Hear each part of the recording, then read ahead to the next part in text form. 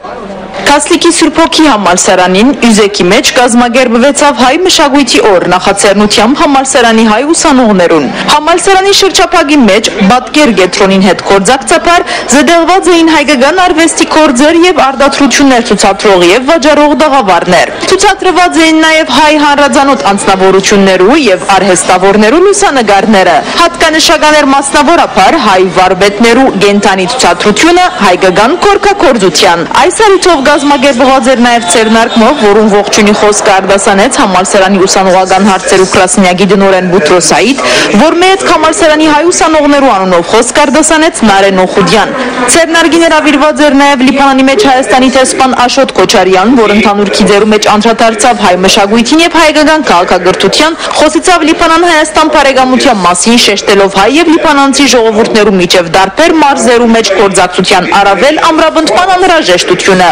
Տեսփան Քոչարյան ապա ուսանողներու ներկայացուց Հայաստանի մասին վավերագրական ժողովենը։ Այս առիթով համալսարանի կողմէ հուշանվեր մահացնվեցավ Տեսփան Քոչարյանին, իսկ Հայաստանի տեսփանը իր ղարքին քիրք նվիրեց համալսարանի քրատարանին։ Ցերնարգի ընթացքին Հայգազյան համալսարանի մեջ կորձող հայկական սպիրտի ուսումնասիրության կենտրոնի դնորեն դոկտոր Անդրանիկ Տակեսյանն ներկայացուց Լիբանանայության մասին զեկուցումը,